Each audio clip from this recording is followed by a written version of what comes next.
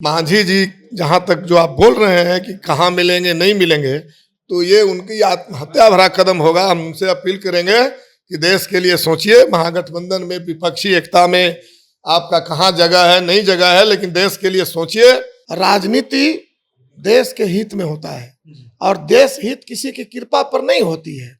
देश में जो राजनीतिक दल कोई जिसका एको विधायक नहीं है वो भी देश के लिए चिंतित है, बुद्धिजीवी देश के लिए चिंतित है। और बाबा साहब ने बार बार ये चेतावनी दिया था कि देश में कभी भी हिंदू राष्ट्र बनाने की अगर कोई बात करे तो समझ जाना कि देश पर महाविपत्ति है।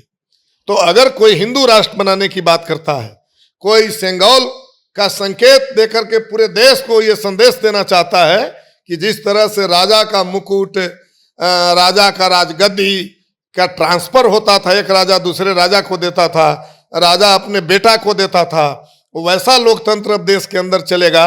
ये अभी संसद भवन के उद्घाटन के समय संदेश दिया गया। ये 9 साल तबाही का साल रहा, 9 साल बर्बादी का साल रहा और एक एक चीजों को पूरे बिहार की जनता, पूरे देश की जनता झेली है। किस तरह से नोटबंदी कर दिया गया, तो राजनीति को दुकान कह देना ये बहुत अफसोसजनक है। चाहे वो कोई कह दे, छोटा दुकान कह दे कि बड़ा दुकान कह दे, राजनीति दुकान नहीं है। राजनीति देश सेवा है, राजनीति समाज सेवा है। विपक्षी एकता पर इसका कोई बहुत बड़ा असर नहीं है। ये तो हम लोग जो महागठबंधन बनाए थे, महागठबंधन तो 5 दलों की थी। 2020 में यह महागठबंधन बना था। बाद में भाजपा को सत्ता से बाहर किया गया और माननीय मुख्यमंत्री नीतीश कुमार जी इस महागठबंधन में शामिल हुए और उनके साथ माननीय जीतन राम मांझी जी भी शामिल हुए और उन्होंने बार बार कहा कि हम तो वहीं जाते हैं जहां नीतीश कुमार होते हैं। 23 तारीख को पटना में विपक्षी दलों का बैठक है और बैठक से पहले महागठबंधन का एक विकेट गिर चुका है। इसलिए बोल रहे हैं क्योंकि जो जीतन राम मांझी के जो बेटे संतोष कुमार नीतीश कुमार के कैबिनेट में मंत्री थे, वो मंत्री पद से पहले इस्तीफा दिए। उसके बाद जिस तरह से सीपीआई और सीपीआईएम जिस तरह से समर्थन दे रही थी महागठबंधन को, उस तरह से बोले कि हम भी समर्थन देंगे। जिसके बाद वो कल जाकर के राज्यपाल से मुलाकात करते हैं और समर्थन वापस कर लेते हैं। कैसे देखते हैं इस खबर को, जिस तरह से पहले तो मंत्रिमंडल से इस्तीफा मांगे, उसके बाद आपके तरह कहे कि जिस तरह सीपीआई या सीपीआईएम समर्थन दे रही है महागठबंधन, उस तरह से समर्थन है, उसका समर्थन भी वापस ले लिए हैं। क्या लगता है? देखिए, विपक्षी एकता पर इसका कोई बहुत बड़ा असर नहीं है। ये तो हम लोग जो महागठबंधन बनाए थे, महागठबंधन तो 5 दलों की थी। 2020 में यह महागठबंधन बना था। बाद में भाजपा को सत्ता से बाहर किया गया और माननीय मुख्यमंत्री नीतीश कुमार जी इस महागठबंधन में शामिल हुए और उनके साथ माननीय जीतन राम मांझी जी भी शामिल हुए और उन्होंने बार बार कहा कि हम तो वहीं जाते हैं जहां नीतीश कुमार होते हैं। तो पूरे देश के अंदर विपक्षी एकता का अभी अभियान चल रहा है और ये विपक्षी एकता पूरे देश की जनता की मांग है। तो इस स्थिति में अब माननीय नीतीश कुमार जी से उनकी क्या बात हुई नहीं हुई, एकाएक हम लोग को भी जानकारी मिला कि तो ये इस्तीफा देना तो दुर्भाग्यपूर्ण था और ये दुर्भाग्यपूर्ण है। बावजूद सारे चीजों के बावजूद राजनीति देश के हित में होता है और देश हित किसी की कृपा पर नहीं होती है। देश में जो राजनीतिक दल कोई जिसका एको विधायक नहीं है वो भी देश के लिए चिंतित है, बुद्धिजीवी देश के लिए चिंतित है।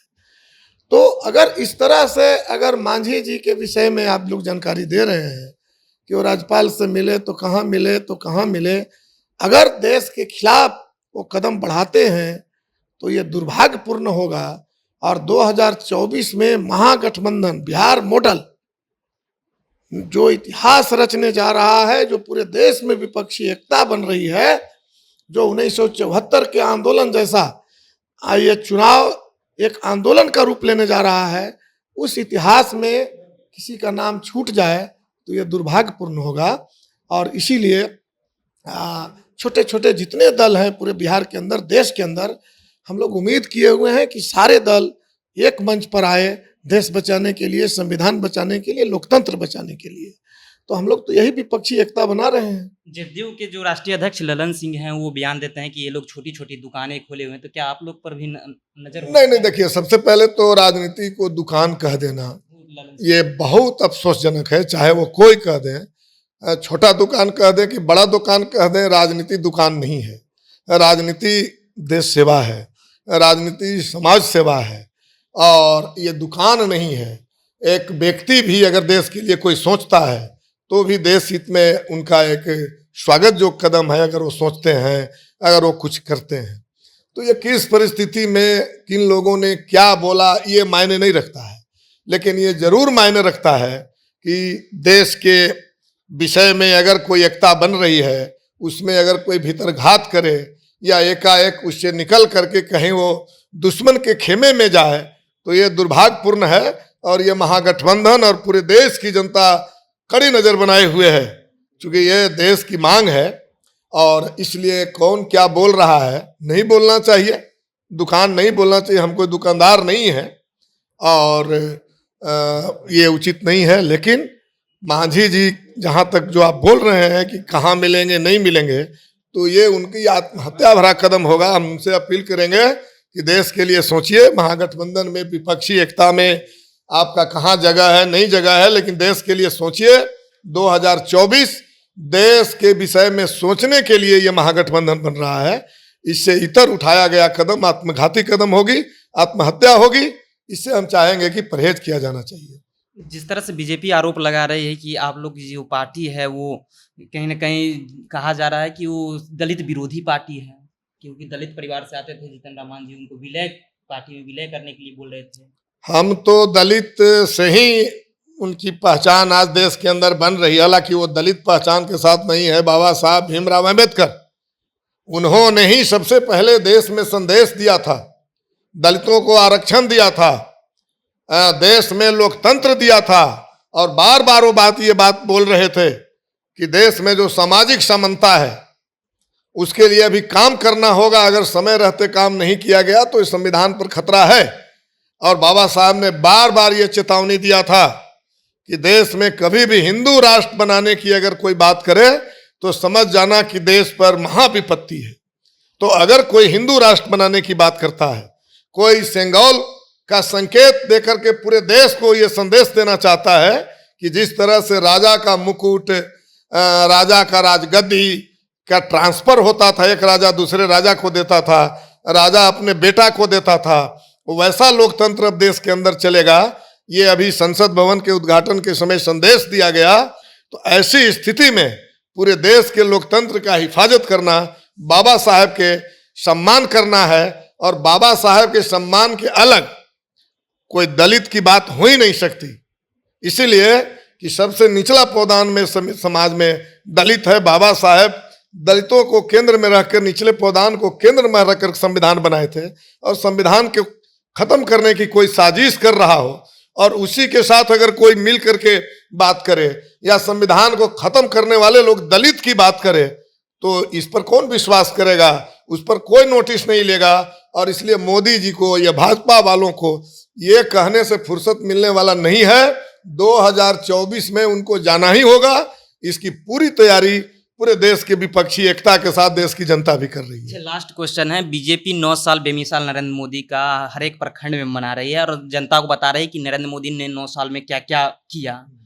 क्या असर पड़ेगा महागठबंधन को इसको? ये 9 साल तबाही का साल रहा, 9 साल बर्बादी का साल रहा और एक एक चीजों को पूरे बिहार की जनता, पूरे देश की जनता झेली है।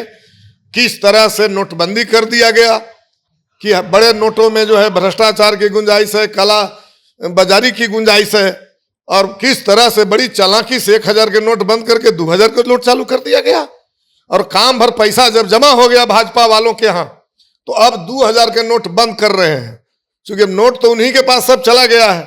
तो असल में ये नोटबंदी काला बाजारी और भ्रष्टाचार रोकने के लिए नहीं था। ये साबित हो गया 2000 के नोट बंद करके मोदी जी ने ही साबित कर दिया गया। ये अंबानी को, अडानी को मालोमाल बनाने के लिए हमने कदम उठाया था और अंबानी अडानी मालोमाल हुआ। तो 2000 ये 9 साल इनकी ये है। इस 9 साल के अंदर आप लॉकडाउन को देखे हैं, किस तरह से हमारे पूरे देश के लोग पैदल चले, इधर से उधर, इधर से उधर पैदल चले। कोरोना काल को आपने देख लिया, किस तरह से जीएसटी के माध्यम से पूरे देश को, व्यापारियों को तबाह किया गया। ये सारे चीजों, महंगाई, बेरोजगारी, किस तरह से रसोई गैस की कीमत, आज फिर से महिलाएं गोईठा पर खाना बना रही है देहाती क्षेत्रों में। तो ये इनकी केवल बर्बादी, केवल इनकी तबाही का साल है। किस तरह से दंगे फैलाए गए देश के अंदर, गांव देहात तक एक साथ मिल करके। सुबह में हम देखते थे कि आज तो मोबाइल है, बहुत सारा सुविधा है, नहीं तो हम लोग का जो उम्र है, हमने अपने जमाने में बाबा को, हम लोग दादा को देखे हैं सीताराम कहते हुए जागते हुए, और उनके पास घड़ी नहीं थी। सुबह होने का संकेत मुसलमानों का मुर्गा देता था। मुसलमानों का जो मस्जिद पर जो बोलते थे लोग, अजान होता था, उससे पता चलता था कि सुबह हुआ। और किस तरह से हमारे देश में गांव गिराव में हिंदू मुस्लिम एकता कायम थी, जिसको इस भाजपा वालों ने 9 साल में तो जबरदस्त बर्बादी इसने किया है। और इसलिए 9 साल बर्बादी का साल था। पूरे बिहार के अंदर सभी प्रखंडों में हम लोग महागठबंधन के लोगों ने ये धरना दे करके, और हम लोगों ने साबित कर दिया, पूरे सफल धरना ने, बड़ी संख्या में जो धरना में शामिल हुए लोग, उन्होंने बता दिया कि भाजपा का ये कोई अब सुनने उनने वाला नहीं है। बिहार में तो बिल्कुल सुनने वाला नहीं है।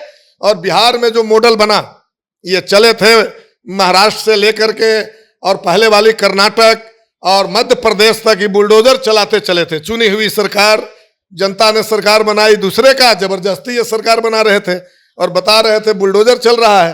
तो बिहार के महागठबंधन ने उन्हीं के सीने पर जो बुलडोजर चला दिया, पूरे देश को बता दिया कि उनके सीने पर भी बुलडोजर चलाया जा सकता है। और उसके बाद से दूसरा प्रयोग कर्नाटक में आपने देखा। कर्नाटक में इनको सत्ता से बाहर ही नहीं किया, इतनी ताकत के साथ बाहर किया कि वो उनकी कोई बुलडोजर, कोई साजिश काम नहीं आएगी। तो इसलिए ये जो बेमिसाल कर रहे हैं, कोई सुनने वाला है लोग इनका? कोई सुनने वाला नहीं है।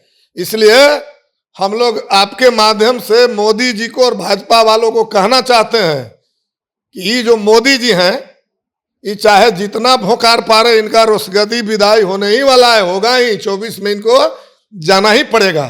देखिए, ये हमारे साथ भाकपा माले के विधायक रामबली यादव जी थे। इन्होंने साफ तौर पर बीजेपी के जो 9 साल है वो देश की बर्बादी हुई है कैसे, वो बतला रहे थे। फिलहाल इसमें आपकी क्या प्रतिक्रिया है, कमेंट में जरूर बताएं। आप देख रहे थे जनता जंक्शन, मेरा नाम ऋषि है।